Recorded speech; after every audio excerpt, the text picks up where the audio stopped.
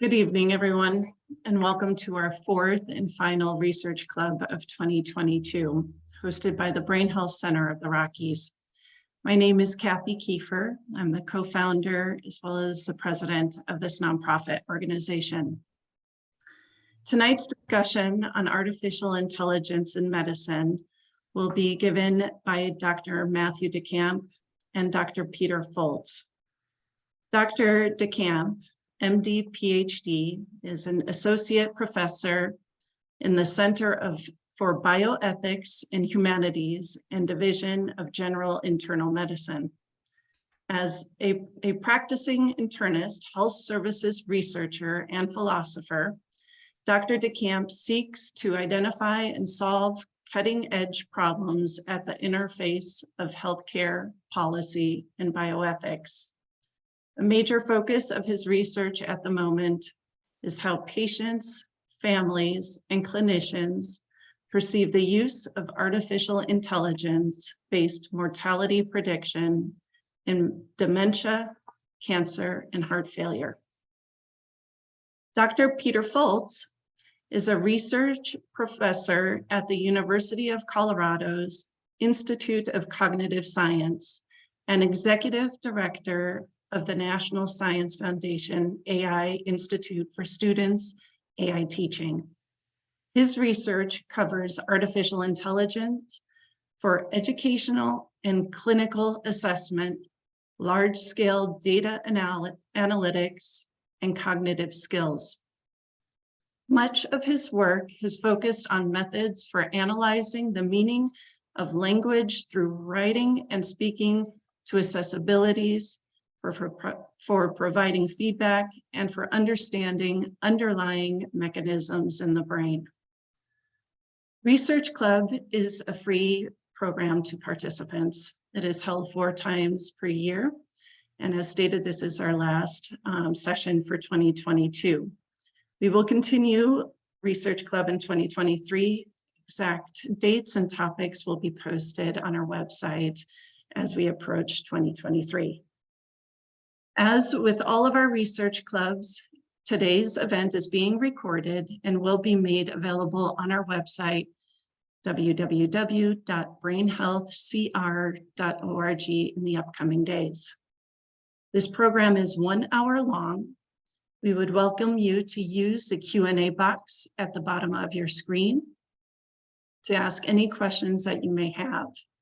We will allow time for Dr. DeCamp and Dr. Foltz to address as many questions as possible during the time frame allotted. Our moderators and co-chairs for this evening are Dr. Brett Fling from Colorado State University and Dr. Augusto Miravalle from Advanced Neurology of Colorado. Before I turn this over to our moderators, I would like to highlight our sponsors for this evening, which include Biogen, EMD Serono, Bristol Myers Squibb, Genentech, and Novartis. You can learn more about each of these companies and their products by visiting their virtual exhibit hall on our website. At this time, I'd like to turn it over to the moderators. Thank you, Kathy, and certainly thank you, Dr. Foltz and Dr. DeCamp, for being here. It's a true honor to have you being part of our panel. And thank you, of course, my friend Brett Fling, for being here with us, as usual, with our research club. And actually, I'm going to turn it on to you to maybe start this meeting. My pleasure. Thanks to all for joining us on a gorgeous Monday night. It's hard to believe it's already into November, and we're on to our last club of the year. So thanks to all who've joined us several times. And if this is your first time, we're very happy to have you as well. As Kathy pointed out up front, we always want to encourage folks, you don't have to save questions to the end, like maybe you do in some sessions. You are more than welcome to throw questions into that Q&A box as we're going along. And Dr. Miravalle and I are happy to interrupt our wonderful speakers and throw your questions their way. So as we're going along, when something pops into your mind, feel free to get onto that Q&A and enter your questions as they come to you, and we'll relay them to our excellent panelists tonight. Well, this is, I feel like it's sort of a heavy topic, and it sounds kind of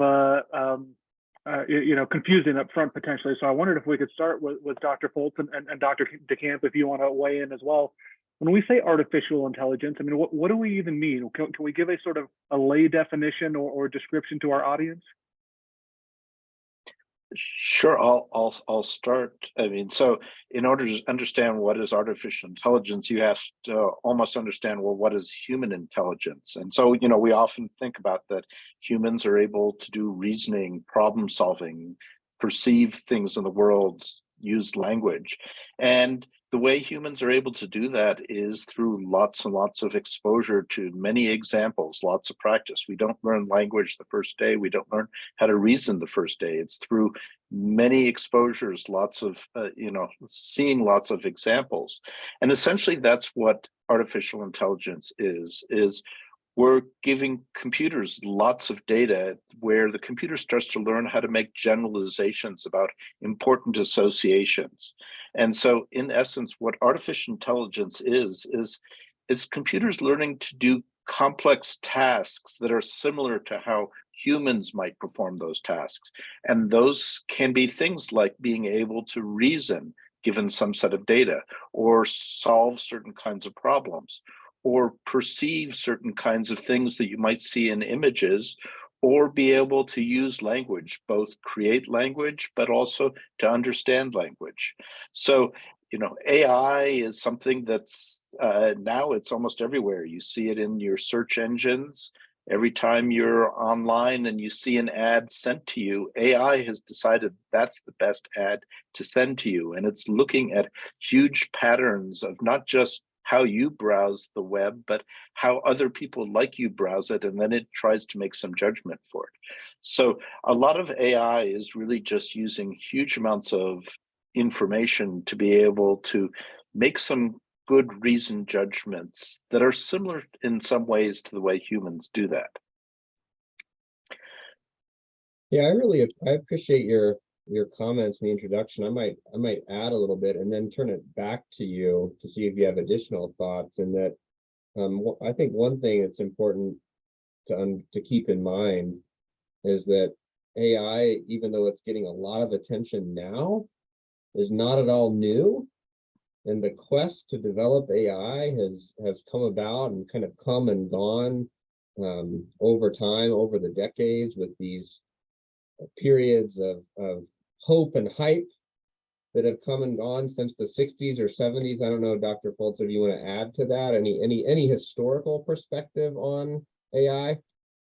Sure, yeah. I mean, and I've been doing AI for a very long time, and yes, it's gone through multiple of these hype phases. And every time they say, hey, look, this AI is going to solve all these great problems, it's going to be your physician, or it's going to be your self-driving car, and then a lot of those things don't come about. And each time it might get a little bit better, or there might be some places it's used, but to some extent we've seen a lot of changes. And one of the reasons why I think we're starting to see this latest AI revolution now is really three things that have come together in this world. One is data, that AI needs a lot of data. And before, none of it was stored online. But now computers have access to data, and particularly in the case of healthcare, they can have access to electronic health records and a lot of sort of rich electronic data. The other is computers are finally at a level of processing speed where even your iPhone is so fast and has its own AI chips in it so that it can do processing like understanding language in almost real time. And the third thing that's happened is that they've built a lot of new algorithms there that sort of have allowed AI to be able to be very efficient and make some fairly good generalizations. But that said, as Dr. DeCamp brought up, we're in another hype phase. And I think, as you'll see in our discussion here, that we can say, oh, look, there's a lot of promise here, but there's also a lot of pitfalls that we want to bring up. And part of it, I think, is to make everybody aware of what it can do, but also as good consumers to think about what it can't do.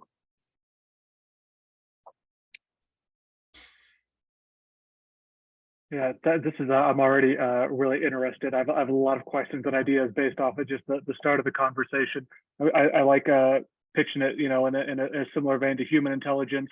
My wife consistently questions my human intelligence, so we've turned to machines a lot more often here at my house than we'd like to. You know, in a big picture way, so thinking about this, and you know, AI is based on these, you know, multitude of experiences and learning and data input. I wonder if Dr. DeCamp, if you could walk us through an idea of what is an example then, or two, of AI in medicine? So how do we use this information? We just heard a bunch of, you know, things about incorporating data and algorithms and all these different components. How do we use that then in medicine? It's a great question, and here I probably put on my hat as a primary care physician and think about what it's like and what it would look like or feel like to patients in a clinical setting. In my head, I think about three particular use cases, and the first one really does follow on this idea of access to data and training data. So one of the more exciting uses of AI in healthcare has been around medical imaging interpretation. And a good example of that is a program called DermAssist.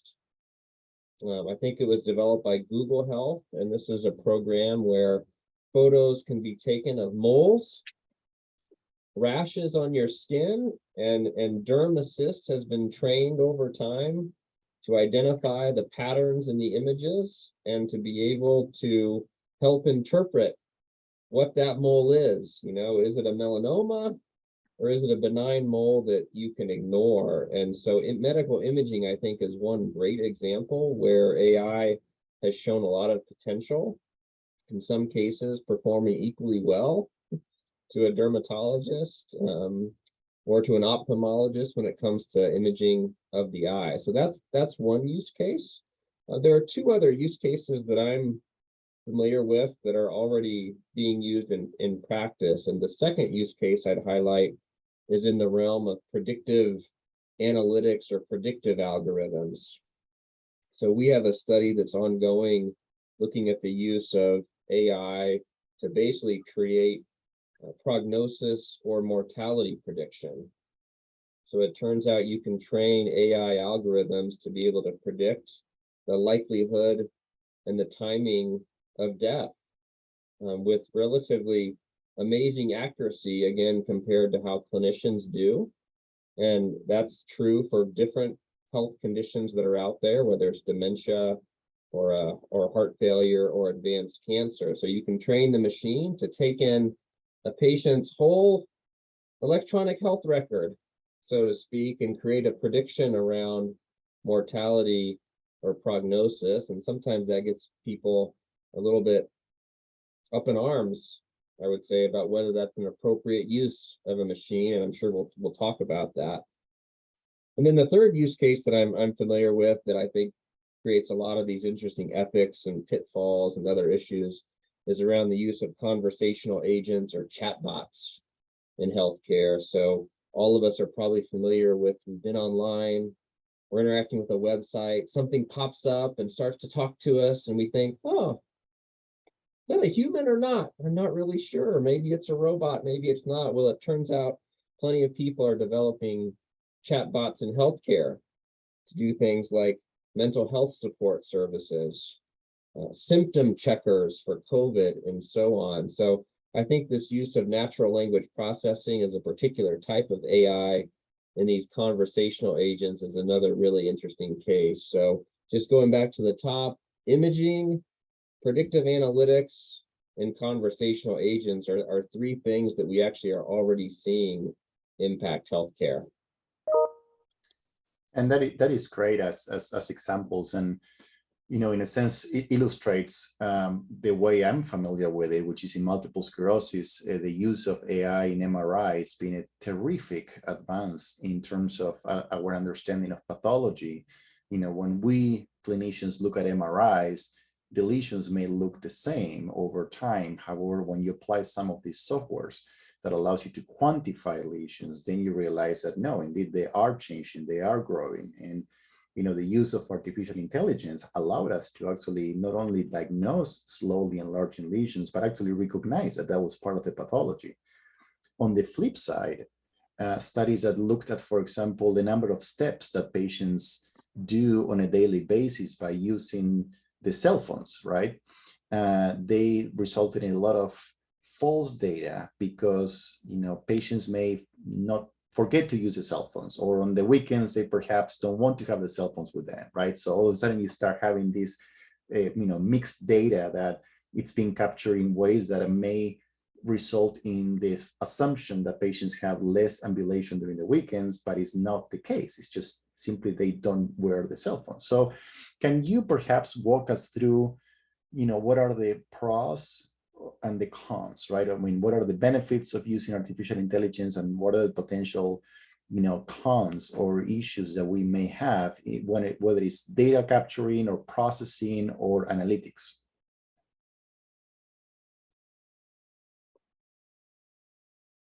Are you throwing that out to me or to both of us? Or? Well, because you asked, you're the first one now that you have. Okay, now that I asked, well, I mean, I think you picked up on a very important point, that artificial intelligence is very dumb in that it will analyze whatever data you give it. And so if you say, look at how often they use the cell phone, and they left their cell phone sitting on the table all day, they'll say this person didn't move. And this is one of the issues with artificial intelligence, that part of it takes a lot of real intelligence to figure out how to give it the right kind of data and how to make the right kinds of inferences from that data. And so, if we want to talk about some of the advantages, I mean, I think Dr. DeCamp brought up that there are these nice possibilities for diagnosis, prognosis, treatment planning, providing support with all that. And some of the nice things that artificial intelligence can do is to even change sort of the way we think about monitoring people in medicine, because you can collect things that like language all the time. And so you can track people's changes. You could look for changes in cognitive decline or in how they speak longitudinally, very sensitively, using artificial intelligence. And a person's not going to appear in front of a physician every day and talk to them. And a physician's not going to be able to remember, how did they sound yesterday? Or how did they sound 2 weeks ago? How did they sound a year ago? Whereas an artificial intelligence can make all those kinds of comparisons pretty much instantly. And so in some ways, there is this nice potential of changing the way we think about how we can measure changes in people over time with it. And I think that is a real strong pro of artificial intelligence.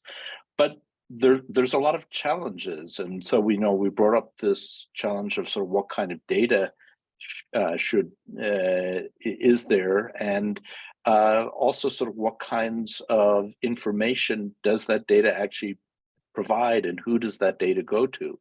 So is it good enough that it just flashes up a little red sign to a clinician and says, hey, I think this person has depression or schizophrenia or multiple sclerosis? Probably not. That's not what a physician's going to need. And so there's a lot that has to be thought about before you can just sort of release AI out there, to think about both the processes of medical practice, of how you could integrate this into a medical system, how it can be used, how physicians and other medical providers may want to use the data, but also how patients and caregivers would care about the use of that data there. So all of those things have to be brought into for it. And then there's a whole bunch of issues, but other issues, but let me turn over to Dr. DeCamp and ask for a few more, because I know there's a lot here. Yeah, no, there's a lot. No, there is a lot, and maybe just to highlight or expand on a few more. I think we live in such a data-driven and data overload in some ways world now, and certainly as a clinician, it is hugely appealing to me to have a way of synthesizing and making this tremendous amount of data more actionable.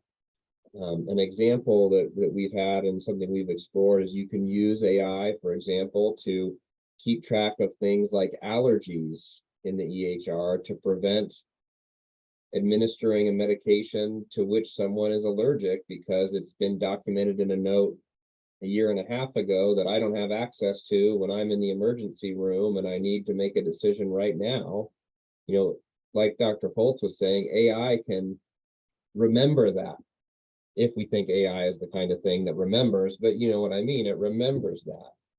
And I think another pro that follows on that is many people have the hope that if we can employ AI properly, we'll free up human beings to do more of those things that are uniquely human. That there's a way of promoting and facilitating greater humanism in medicine and greater connection between clinicians and patients by virtue of clearing out some of the clutter that can come with this data overload. And so when we hear about problems with clinician burnout or workplace turnover, I think there are a lot of people who think that if we use AI properly, we can help solve some of those problems too. And I think that's a really important part of this discussion. It's not just about efficiency or timeliness. It's also about caring for the people who help deliver care. And I think that's another major pro that I would highlight. And I'm gonna jump to ask a question about trust, right? So when patients go to a healthcare provider, there is an implied level of trust that comes with, what we are doing as professionals, that we are committed to patient privacy, and we have, standards that we have to, obey to. And somehow artificial intelligence came to our lives with not a clear understanding on whether the same level of trust could be applied to that. And so for someone that is listening to this and is thinking, well, when I input my data, where is that going to? I mean, are there any breach of confidentiality that I need to be aware of? So what are the tips or the practical, points that you can illustrate to all of us, saying, if you see X, Y, or Z, you should worry about that there is a trust issue, or if you see artificial intelligence in this context, maybe you should trust that. So can you explain that to us? Well, maybe I'll start. And I think there's a lot to be said around this topic. That the concept of trust is so important to healthcare, whether it's trust in clinicians or trust in organizations and so on. And you mentioned a really key issue or challenge for AI, which is the privacy question, and who has access and control over data. To make it again a little concrete, when I think about that prognostic algorithm around predicting someone's likelihood of passing away over the next 6 months, and you can see where that's a piece of information that is going to raise a lot of questions around privacy. Who should have access to that? Should patients access it on their own? Which clinicians have access to it? Should insurance companies have access to that kind of information? What about hospice qualifying? So there are lots of questions around privacy. I'm interested with what Dr. Foltz says. My view of the trust question is that we need to focus a whole lot more on trust in the people who are developing and using and implementing AI. And the notion of trust in the machine itself is a bit of a misnomer. When it comes to the machine, I am concerned about reliability, but I don't think machines have things like professional commitments and obligations of promoting others' well-being that are the real bones of trust. So I focus on trust in people and reliability in machines, even though trust in AI is kind of what we hear a lot these days around algorithms. But Dr. Foltz. Yeah, I mean, I totally agree that trust is about a whole system, and that system involves people and computers and everywhere from the data to the algorithms to how it is being used, how people are being trained to use, what are the understandings of it. I mean, so Dr. DeCamp talked a bit about sort of trust in the data and the privacy of it. You know, I'll just touch a little bit on, you know, trust in the algorithms. And, you know, we often say, well, how good does an algorithm have to be usable? Well, if I say, okay, this algorithm is as accurate as your physician, do you feel comfortable with that? Now, what if I said, I created a self-driving car that's as accurate as the average American driver? Would you allow that out there? I've asked that in my AI classes, and people don't want a self-driving algorithm that's as accurate as the average driver. But do you want one as accurate as the average physician? Well, you know, part of it is sort of what do we mean by an accurate algorithm here? What is it good for? And you know, to some extent, we have to sort of set some of those lines where we say, okay, well, maybe if it can catch something that my physician won't catch, then that is worth it. But sometimes we want to think about that, okay, well, we have to have some kinds of backups there, that it's not the only thing there, or maybe it's an advisor to the physician in this case and says, well, I think it's this. But even in order to be able to do that, there's other parts of the trust we have to think about. The word bias comes up a lot in AI algorithms, and bias is that AI learns from a set of data that it's trained on, but it is pretty blind to data that it's not trained on. And so if you don't sample a good sample of different kinds of patients, it may generate certain bias that it may learn, oh, well, this was all trained on patients in Colorado from, you know, northern Colorado. Well, it may not even generalize to patients from southern Colorado, let alone Louisiana. And so we need to look at some of these issues of what is the bias? How was this trained for it? And is this generalizable to a very wide range of the population? So as we build these and put them out there, we have to sort of look at, well, what is the accuracy that it is coming out? What does that mean? Can somebody interpret what that means in terms of its accuracy, but also knowing what are potential bias and who would be the right populations this could be used for, or who it shouldn't be used for. I'm so glad, maybe just to add to the bias, and it looks like Brett's going to jump in, but bias is such an important problem to think about and to overcome. It's very clearly evident in the example. One of the examples I gave was around the skin and being able to interpret pictures of moles, and it turns out that these algorithms perform differently with people with different skin colors. And that can be an issue of bias, largely because in many cases, the algorithms are trained on predominantly white skin data sets. And that, of course, happens because we go back historically, and most clinical research involves people who are white for a whole different set of reasons we could talk about. And so bias is such an important issue. And it even gets complicated to the point where we have to ask questions like this.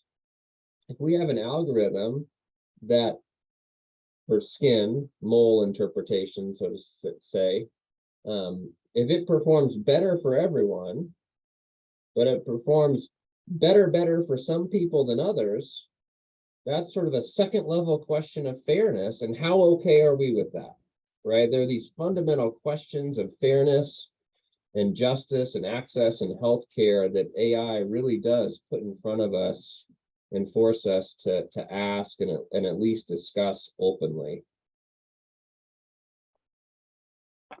No, you're right. I was trying to jump in because I can't help myself. I have a bunch of questions. You've also, I think, sparked a fair number of questions from the audience, and it's pretty clear that the two of you are very well versed in discussing this, because a lot of the components you're touching on are are exactly the type of questions that we're seeing pop up in our Q&A box that are across these sort of varieties of, privacy, the ethics of bias within algorithms. And I wonder, maybe I'll start with you, Dr. Foltz, and Dr. DeCamp would love to have your thoughts as well. When we're thinking about the potential of these biases, so if AI is dumb and it's only being trained based upon the data that it receives, how much human oversight is necessary to continually sort of refine and look at these algorithms as they're created? And maybe along those same lines, are there prescriptions in place for how we get around these biases? I mean, who are the correct humans to oversee what these algorithms and their development and their refinement look like? Yeah, it's very, very good questions. And I think there are some ways around this, or to at least ameliorate some of these issues. I mean, one of them is, when we build AI algorithms, we often say that we need to have a very diverse team, and not just mean that it's AI researchers, but that you have physicians, you have patients involved, you have caregivers involved, you have everybody, so that we have much better understanding from all those perspectives, and that it's actually a team building this algorithm to understand all of these things, and not just a computer scientist, in the basement putting together an algorithm says, oh, look, it works. Because there needs to be a much larger understanding of the whole system and how it fits in. From a technical side, there's really two areas that are sort of growing right now. One of them is explainability, which means that when an AI algorithm puts out a prediction, it also has to give an explanation of why it came up with it. And I think this is one key part of it, because you don't, as a physician, you don't want to just be told saying, okay, this person has this kind of disease, but what you'd really like to know is, how did it come about to be able to say that? And so there's been a lot of work now on being able to trace back and saying, okay, well, here's what I saw in this mole that told me that it was this. And it has some nice things, properties of doing that, because one, a physician can then look at it and say, okay, yes, I agree with you, or I disagree with the computer here. And if the physician disagrees with the computer, that can actually go back and be used to help in additional training to try to reduce some of the bias that's there. So another part of this is really not looking at the computer as working on its own, but looking at it as sort of a symbiotic relationship between the computer and the human working together, and that the computer is part of that decision-making process, but it's not the ultimate decider. Yeah, I maybe had a couple points that came to mind for me regarding these issues of implementation and how clinicians or people would even perceive biases. One of the things we've been a little bit surprised by, frankly, in our study of clinicians who use or have been exposed to this AI-based prognostication, this mortality prediction tool, where if a patient comes in the hospital, a flag pops up in the chart, this patient's at high risk of passing away over the next X period of time, consider palliative care. One of the things we've been a little surprised by is that despite what I think of as all the attention given to bias in AI, when we talk to clinicians, they're unaware of the potential for that bias problem to be evident in this healthcare solution.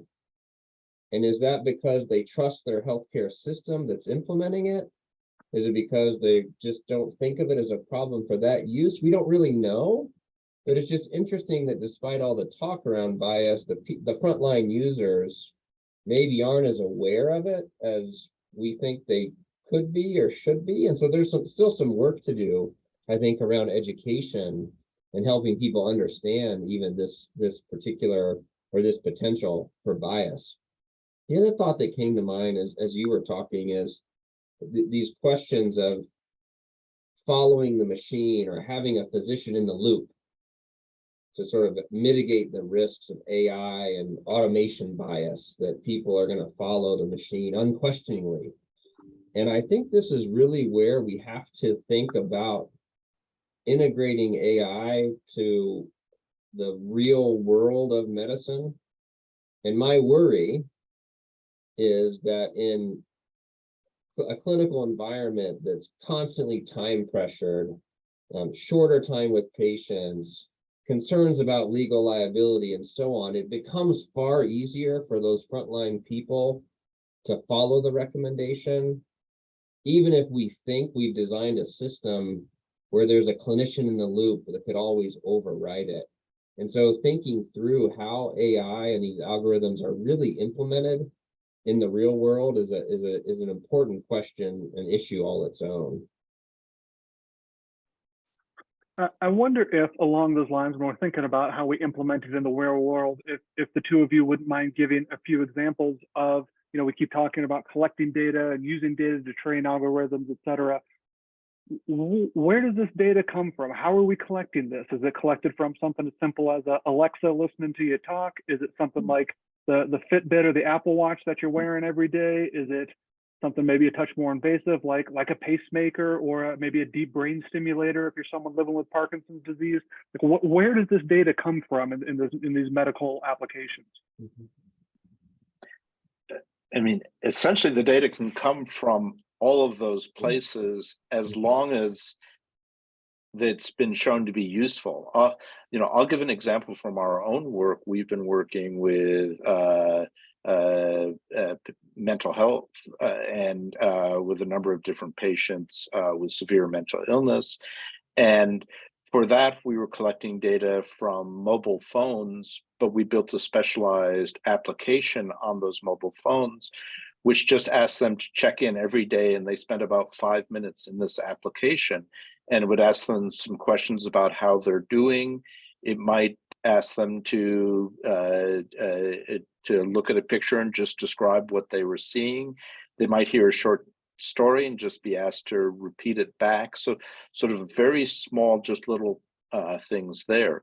But I think you raised one of the really important questions, is sort of how invasive or non-invasive are these, and also how aware are the patients that the data is being collected. So it could be that, it's just instrumented on all their electronic devices and recording things. But, to some extent, there needs to be consent and understanding of how that data is being used and being sent back.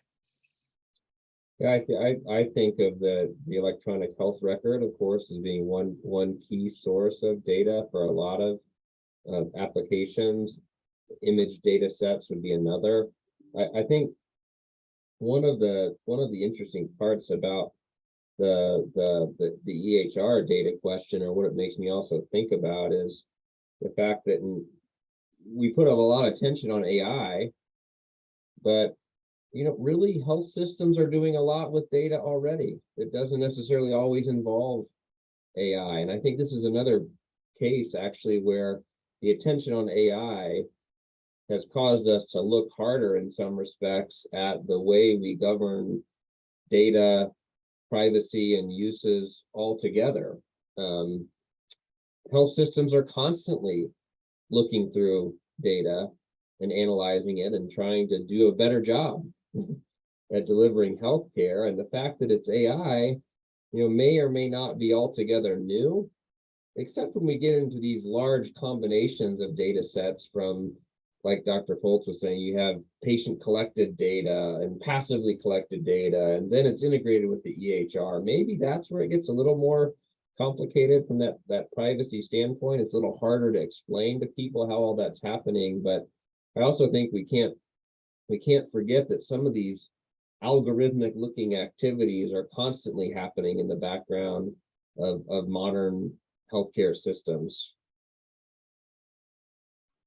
Well, I think this is really interesting. And again, the two of you have led us right down the road to the types of questions that the audience is asking. And so we've just spent a fair bit of time talking about we need consent for how the data is being used. We need to really, be focused on how this is governed. And with this really rapidly changing landscape all the time, I wonder if the two of you could provide us some insight as to how is this currently regulated? Is this regulated by the FDA? What is it by a different department within the government? What type of oversight do we currently have in terms of how data is collected, how it's used, and what that looks like? Yeah, I think the FDA has increasingly expressed an interest in regulating this space. They put out guidance a couple times in draft form, and then more recently, I think just in the past month or so, the FDA has expressed an interest in regulating algorithms that are perceived to influence clinical decision making. So many people see this as a positive step forward, that it's filling a gap. One of the odd questions that comes up in this space is, for example, as Dr. Foltz said, the algorithms are continually learning, right? And so say you're a company and you've developed algorithm X, and it goes out into the real world and it continually learns, and it starts to change. It's getting a little better, and it's using different data. And then the question becomes, when is it algorithm Y? Now it's a new algorithm that isn't the one that was actually approved under algorithm X. So this adaptability problem is one of the regulatory challenges in the AI space. But I do think the FDA has signaled an interest in regulating at least certain forms of this sort of algorithm. Dr. Foltz probably has more knowledge than me on this. Well, yeah, I mean, I will say that I'm grateful to see that the FDA is putting out some of the guidance on it. I think it is a really hard problem because everything is just changing so fast. I mean, even computer scientists don't fully understand the algorithms or exactly what is going on. And so it's not something that anybody can just easily peer into this black box and say it has to work this way and then we can verify it. Everything is very complex and it depends on all the data coming in.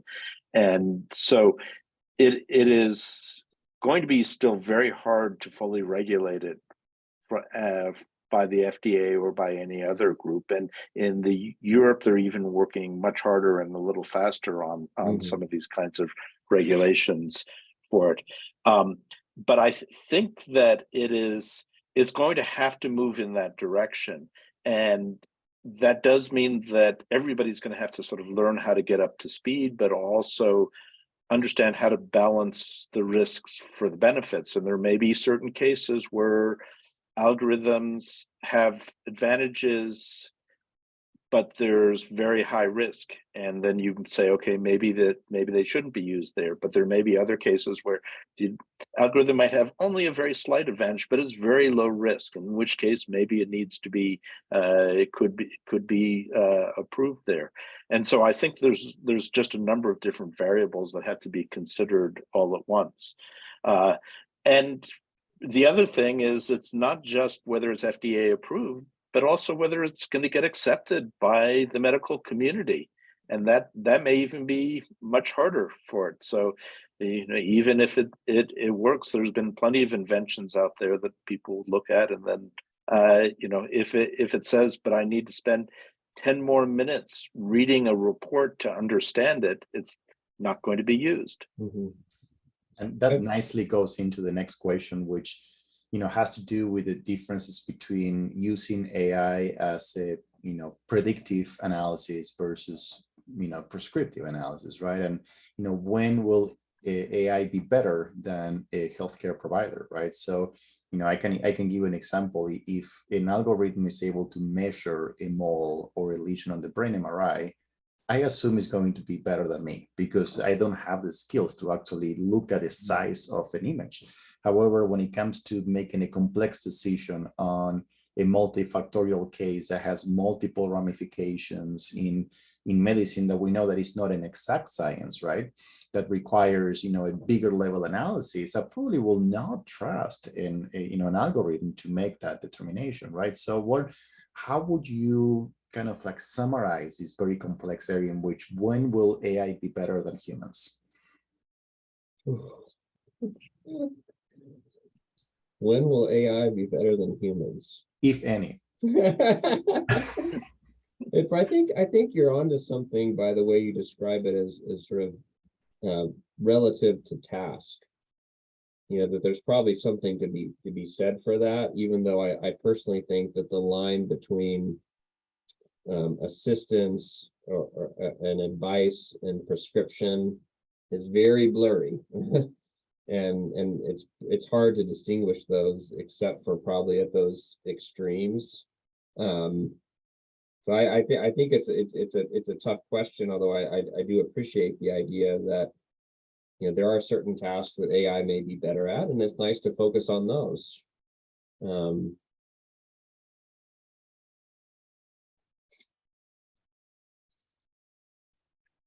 Yeah, and I'll just chime in and I totally agree there. I mean, I think we will find cases where, and there are a lot of cases where it works better than humans, but not all of those cases are ones that are really needed or something, because those might be the easy ones. And so part of it is understanding the whole healthcare system and where this can contribute. So is it going to improve you know, prognosis or diagnosis?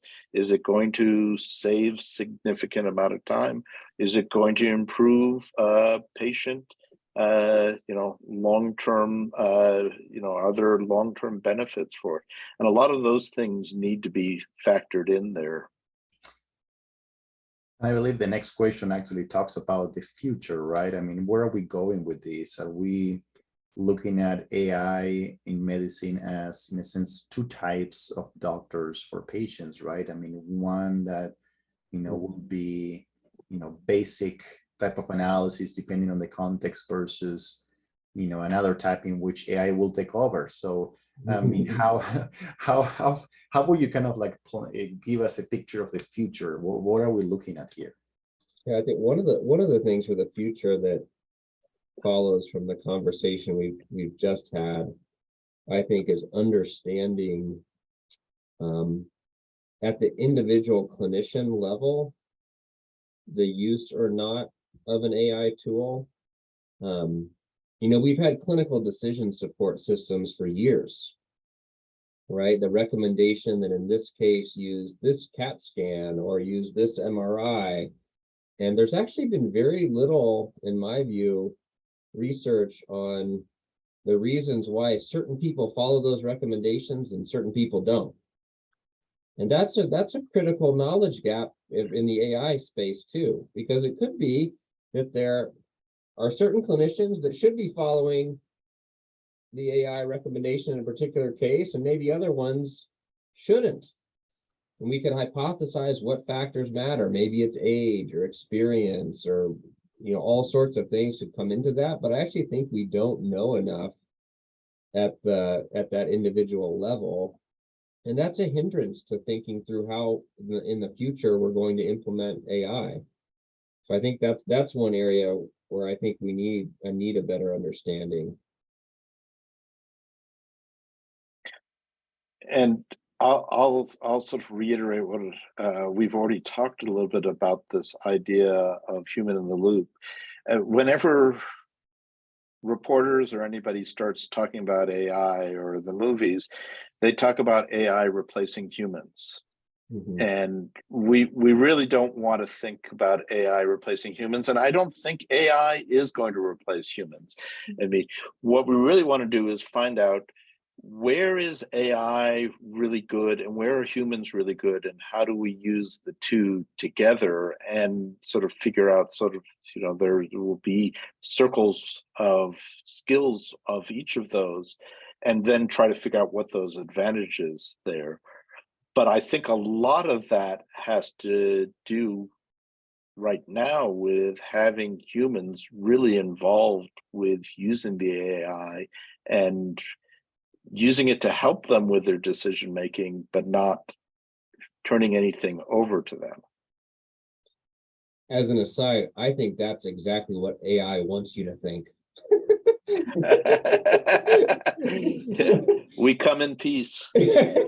Right. I'll add just in jest there, but I think another area in the future that I'm optimistic about in some respects is in privacy protections. Like I think that we're starting to move away from a view where we protect privacy by having people consent to what we do. consent is not a privacy protection. Privacy protections are what we, the people who have data, put in place to control access and use of the data. And some of the new technologies that are privacy protecting and ways we can do algorithmic privacy, I think are really exciting to be able to create the types of systems that, dare I say, are trustworthy.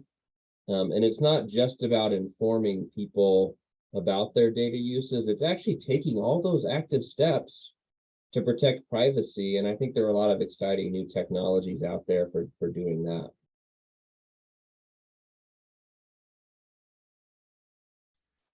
So I'm gonna dig a little bit deeper in bias. I think we talked about bias, but somehow, there was a question that resonated with me, which is, we understand that humans develop AI, right? So it is possible that humans transfer their own biases into the algorithms. However, are there examples in which AI is able to overcome some of those human-based biases and improve the process versus examples in which AI by itself introduces new biases by just the fact that these algorithms are not perfect? Maybe I'll say one thing and then I turn it over to Dr. Fultz. I think the bias problem is so insidious and so challenging in some respects. And one illustration of that is that AI algorithms can develop biases along the lines of characteristics, even when those characteristics are not in the data set. So you think, I'm going to develop a neutral AI software and I'm going to take race out of the equation. And so therefore it's not going to be biased. Well, it turns out the AI is smart enough, or it's so smart that it can learn those biases and reproduce them and perpetuate them. So it is a significant problem. But I'll turn it over to Dr. Fultz. Yeah, I mean, it's definitely an issue. And I mean, there's multiple places where bias can come in. So the creator of the algorithm may, just by writing that algorithm, may create certain kinds of bias because that person thinks about the world in a particular way. The other side is the data may be biased, and computers are very good at picking up any kind of bias in the data, that if they see that it's representative in a particular direction, it will learn that and it will tend to go in that direction. And so there has to be a lot in terms of picking the right kinds of data there. On the other hand, there are cases where the computers will avoid some of the bias because they can be trained on so much more data that sometimes that they actually have learned to generalize from a much larger population than a human can. And so it can also detect some kinds of bias that a human might have, or at least try to ameliorate some of it. I think the issue, and I think where it's really hard, is that we don't always know when it has bias, because you have to always be measuring and checking for everything. And it has to be compared against some kind of gold standard like humans, but we know humans are biased as well. So we first have to decide, okay, what is an example of bias in this data, and then how do we measure to make sure the bias isn't there? And you put 4 people in a room to decide how they're going to detect bias, you'll have 10 different opinions. All right, I think this group we have in here on our panel, we would all know bias when we see it. I'm wondering, based on the way you're describing it, is the term bias or treating a set of data, is that inherently bad? So, based on Dr. DeCamp's description of the AI is quote unquote smart enough to detect bias and institute some of its own within an analysis of data. Dr. Fultz, you indicated that it's able to identify general trends within a set of data. Is identifying a potential bias within a general set of data always a negative thing?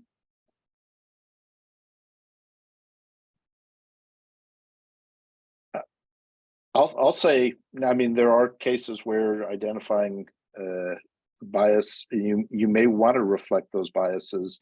I mean, so to some extent, if it's learning to do something the way that the physicians do it, and you want to mimic that way pretty accurately. And there are those kinds of biases may be good. And it may be that some of those biases, so it says it may learn a certain bias that, that certain, racial characteristics have a higher propensity towards certain disorders, and it may learn that. So that is a case of bias, but it is a bias that is based on some kind of base rate of data there. I think there's a lot to be said for how we react to it. So when we talk about biases and disparities from an ethics standpoint, or we talked about disparities related to social determinants of health, for example, one of our guideposts is does what we're doing illuminate the disparity in a new way rather than hide it? And I think it's a simple question, but I think it's an important one. In many cases, these biases or differences or disparities should be the start of a conversation, not the end, right? Why did it get to be this way? What do we understand? What do we do about it? And I think that in my head, as complicated as things get, I sometimes go back to that question: are we illuminating it, or are we hiding it? And that's a really different from the standpoint of ethics. I really like putting it that way, and that way of thinking of it. It gives me, I'll be honest, several more questions, but unfortunately, this is not the beginning of our conversation. It's much closer to the end. And I know we always like to give Kathy a minute at the end to wrap up. Well, I want to particularly thank our attendees today. We had an excellent set of questions, I thought, from the audience that were wide ranging and all over the map on obviously a pretty complex and multi-layered topic today. And so I want to thank the attendees for weighing in with a variety of thoughts and questions. And certainly want to thank Dr. Foltz and Dr. DeCamp. This is a fascinating topic to me. I really enjoyed this conversation. Well, absolutely. I couldn't agree more. Huge thank you, Dr. Foltz and Dr. DeCamp, for a super interesting discussion this evening. Thank you, of course, to Dr. Fling and Dr. Miravale for being our moderators tonight. I always like wrapping things up and saying thank you to our sponsors again and recognizing them, which include EMD Serono, Biogen, Bristol Myers Squibb, Genentech, and Novartis. Thank you. As always, please continue to visit our website for additional information. We should here very soon have updates on events and programs for 2023. And I hope everyone has a great start to their week, and thank you for joining us for this evening. Have a good night. Thank you. Thank you. Thanks, everyone. Thank you. Thanks a lot.